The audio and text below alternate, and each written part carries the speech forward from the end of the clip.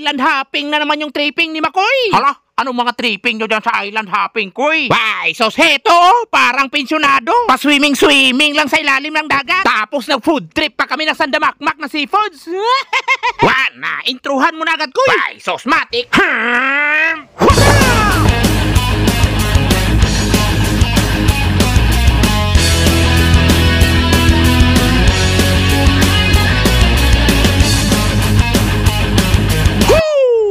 Kaganda na naman ang araw! Kaganda! Grabe ka, good vibes na naman si Makoy. Why, sos good vibes talaga yan dahil mag-island hopping kami ngayon dito sa Cebu. Wow, sana all! Why, sos dali na! Panood ka na dito para magsiga na naman yung mata mo sa inggit. So, dahil mga 5 minuto lang mula bahay papunta dito sa Pantalan, syempre nag-tricycle lang kami papunta dito sa sakayan ng bangka. Wow, so maya-maya, heto na, bumaba na sa limousine yung first lady ni Makoy. Syempre, ipakita ko rin sa inyo yung mga bangka na anytime pwede nyong rentahan. Uy! So heto na, papasok na kami ng Pantalan. Ay, sos excited na ang lahat, oy. Kumusta naman si Makoy? Ay, sos heto, nauna na dun sa isla. Bungbuang. So, same as usual kagaya sa ibang Pantalan. Bago ka pumasok sa puerto, dapat pumirma ka muna ng autograph. Ayan o. Autograph ba oy? Natawa tuloy si brothers at saka si sister. So, heto na. Pumila na yung mga pipirma. Kaway-kaway mo na sister. Uy! So, pagkatapos ng pirmahan, siyempre, dumiritso na kami dito para sa sakayan doon sa bangka. Saan ka na, Koy? Siyempre, same as usual. Andito lang tayo, taga-bit-bit. So, maya-maya, heto na. Nagmaoy na yung anak ko. Sobrang excited. Sos, naalala ko tuloy ganyan na ganyan talaga ako nung kabataan ko pa. Iyak si nanay ko sa konsumisyon, oy. So, pagkatapos nilang minuto, so hayan na, welcome aboard na yung mga tropa. Syempre, nahimasmasan na rin yung maoy ng anak ko. Syempre, excited na rin yung mga young brothers natin. Whoop! Maya-maya, syempre, nandito na rin yung aktor. Medyo hindi lang halata, pero excited na rin niya maligo. Ay, sos lalo na't libre. Wow, sana all! Why, so, sa mga hindi nakakaalam, mga brothers and sisters ko sa simbahan yung kasama ko dyan. Kaya kung napapansin ninyo, medyo mabait ako dito na vlog. Hindi muna ako magbura, di puta. Ay, sorry. Bungbuang. So, heto na. Dahil kompleto na yung line-up, syempre, atake na agad si Kapitan. Sinimula na agad yung island hopping. Mag-life jacket muna kayo, Koy. Baka nanonood yung Coast Guard ng Cebu. Ay, sos, matik. Wapa! Grabe, ang bilis. Automatic. Ay, sos, automatic talaga yan. Pag dito kayo sa Cebu nag-island hopping, priority namin yung safety. Tingnan nyo. Ay, sos, lahat kami dyan naka-life jacket. Pwede nga. Ay, sos, malaman mo man kung hindi nag-life jacket yung iba dyan. Bigla na lang uubo yung nagbo-voice over. Ay, bumuang. So, maya-maya, andito na kami sa location. Siyempre, ihagis agad yung angkla na in-order galing sa Shopee. Pag-sure, oy. Uy! Siyempre, maya-maya, andito na rin yung kasama namin. Bali, 2 grupo kami. Sos, excited na yung mga chikiting, oy. So, heto na. Tinanggal agad ni Kuya yung plywood na napulot dahil sa bagyong Odette. Tapos, i-area agad yung hagdanan na pinutol galing sa 2nd floor ng kapitbahay. Bungbuang. Sos, heto na. Ready na yung pwesto para sa mga bata. Siyempre, hinanda na rin yung parapernalyas para pang scuba diving. Hala, bakit may pabaon na bakal, Kuy? Sos, yan yung pamukpok mo pag nagkasalubong kayo ni Miguel doon sa ilalim. Pag-sure, oy. Uy, so heto na. Nagsipagtalunan na yung tropa. Nagsimula na yung scuba diving session nila. Ikaw, Koy. San ka na, Koy? Sos, nandito lang tayo. Bantay bata, 163 lang muna tayo. Nagsikipan sa hagdanan yung mga healthy daddies. Sos, lalo na yung mga chikiting. Kanya-kanyang kapit na dito sa may hagdanan. Pakita mo muna sa kanila yung food trip natin mamaya, Koy. Sos, marami tayong seafoods para pang food trip. Ayan, meron tayong mga inihaw na isda. Pero ito yung pinaka-espesyal. Hala, anong tawag yan, Kuy? Sos, pag mga hampas lupa, ang tawag nila yan dito sa Cebu, swaki. Sa kagaya mo, Kuy, nasa farm lumaki, Your Honor, anong tawag nyo dyan? Sos, ang tawag namin dyan, sea urchin. So, maliban sa mga sea urchin, sos, meron din kami 7 kilo ng seashells. Hala, kasarap niyang, Kuy. Uy, fresh na fresh talaga. Siyempre, lalo na't dinamihan mo yung lamon.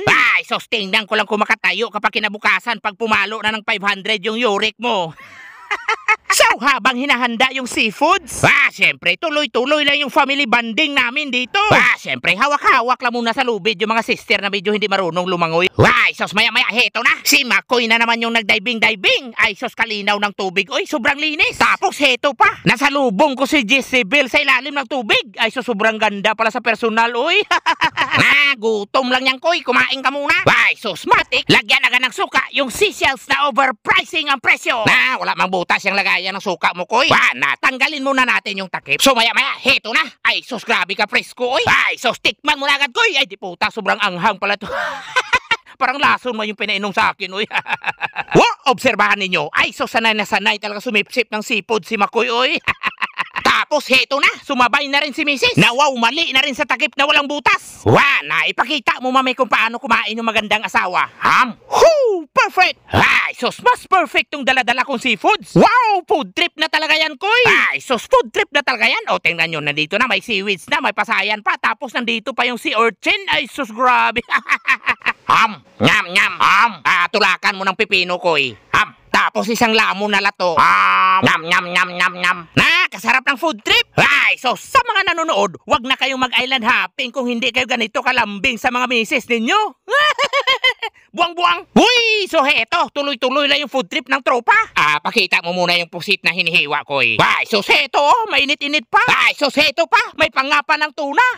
Seafoods overload talaga. So, pagkatapos ng food trip, syempre, balik scuba diving na naman yung tropa. Syempre, bumalik na rin sa dagat si Jezebel. So, dahil tapos ng kumain, sos, matik, kanya-kanyang tripping muna yung iba dito sa ibabaw ng bangka. Syempre, matik, di mawala yung mga picture-picture dyan. Sos, maya-maya, lilipat na kami ng location. So, heto na, hinihila na pabalik yung mga scuba divers. Syempre, nag-charge muna ng kalahating litrong gatas yung gifted child ko. So, pagkatapos makabalik lahat sa bangka, sos, umarangkada na agad si Kapitan. Bumanat na agad. Pa-chill-chill lang si Makoy dito sa Gedli. So maya-maya, heto na, approaching na kami sa next destination. Na-excited na naman yung mga chikiting. Sos, heto, sinuot na ng anak ko yung second outfit niya. So maya-maya, heto na, may mga goons na parating. Hala, sino yung mga goons na yan, Koy? Sos, mga trabahante ng gobyerno. Sa kanila kami nagbayad 50 kada ulo. Dahil sa binayaran na lahat ni Brother Harper, syempre, pwede na kami pumasok dito sa isla. Sos, maya-maya, heto na, nagsipagbabaan na ng bangka yung mga turista. Ikaw, Koy, saan ka na, Koy? So, syempre, heto, bit-bit yung mga laruan ng anak ko. Sos, naalala ko dati nung binata pa ako, pag ganitong mga okasyon, sos, Red Horse man yan laging bit-bit ko, So, maya-maya, nandito na kami sa isla. Naibigay mo na yung laruan, Koy. Yung laruan galing Unitap. Mag-aura-aura muna ako dito sa isla. So heto na, i-share ko muna sa inyo itong magagandang tanawin. Dito ka banda, mami, para medyo maganda yung angle ng kuha. Sos, maya-maya, napatakbo ako, Sobrang init pala yung siminto, inapakan ko. Grabe, sensitive skin talaga pag sa farm lumaki, Your Honor. Syempre, dahil limitado lang yung oras. Syempre, kanya-kanyang banding na yung tropa.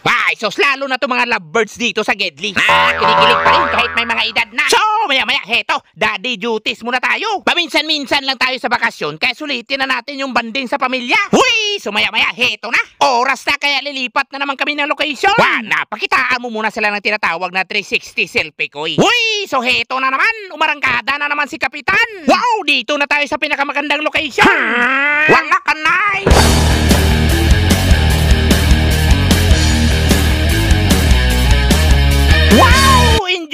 Enjoy na naman yung tropa. Sos, enjoy talaga yan dahil dito yung pinakamalalim na area. Nasimulan na natin yung diving lesson. So, simple lang yan, brother. Tingnan mo, ha, ganitohin mo lang yung likod mo. Like this? Or like this, my hand? Sos, mauna na ako. Na-excited man masyado. Makinig kayo sa akin. Ganitohin mo yung dalawa mong kamay. Ganito, brother? Ganyan. Pero huwag kakabahan. Ano ka man, tumalo na ka. Tingnan mo, pang Olympics, tuloy yung prumahan mo. So heto na, tuloy-tuloy lang yung diving instructor namin sa pagturo. Sos, pakita mo, Bishop, yung nag-champion ka sa North Korea Olympics. That was good, that was perfect. Sos, mas perfect dito sa ilalim. Tingnan ninyo ang tubig. Sos, sobrang linaw dito sa ilalim, grabe si Makoy, naka-selfie habang nagsiswimming. Sos, parang ngayon pa man kayo sa mga vlogger, mga KSP man lagi. So heto guys, tuloy-tuloy lang yung swimming namin. Bali, mula alas 7 ng umaga yan hanggang alas 3 ng hapon. So, pagkatapos yan, syempre, heto na, uwian na. Sa susunod na naman ulit, mga brothers and sisters.